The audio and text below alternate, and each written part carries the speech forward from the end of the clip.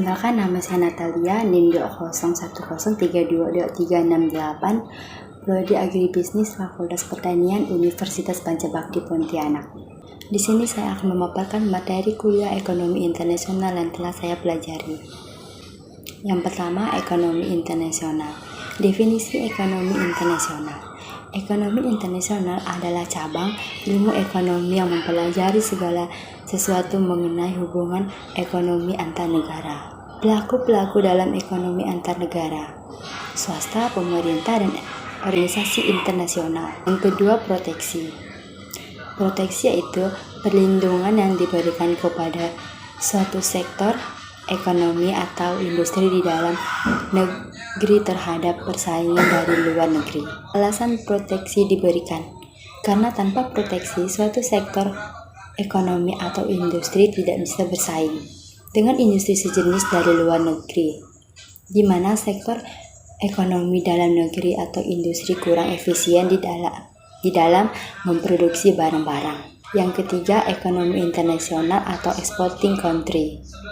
Keseimbangan tanpa perdagangan internasional.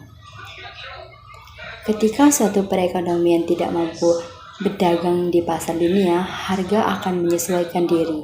Sedemikian hingga penawaran domestiknya seimbang dengan permintaan domestiknya. Perdagangan internasional di sebuah negara pengekspor. Yang pertama, begitu perdagangan internasional boleh diberlakukan, harga akan melonjak ke tingkat harga dunia. Yang kedua, kurva penawaran menunjukkan produksi baja domestik, sedangkan kurva permintaan menunjukkan konsumsi baja domestik. Besarnya ekspor sama dengan selisih antara jumlah penawaran domestik dan jumlah permintaan domestik pada harga baja dunia. 4. Globalisasi perdagangan internasional dan kebijakan proteksi. Pengertian globalisasi. Globalisasi adalah kondisi dunia yang mengglobal, di mana terjadi peningkatan keterkaitan dan ketergantungan antar bangsa dan antar manusia di seluruh dunia, atau melalui perdagangan, investasi, perjalanan, budaya populer, dan bentuk-bentuk interaksi yang lain. 5. Restriksi perdagangan internasional. Pengertian dasar.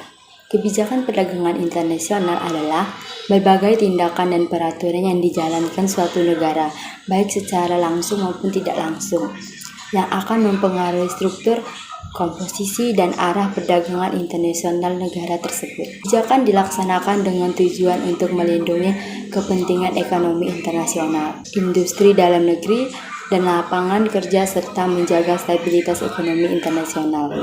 Baiklah, cukup sekian pemaparan materi dari saya. Maaf jika bila ada kesalahan. Hidup mahasiswa.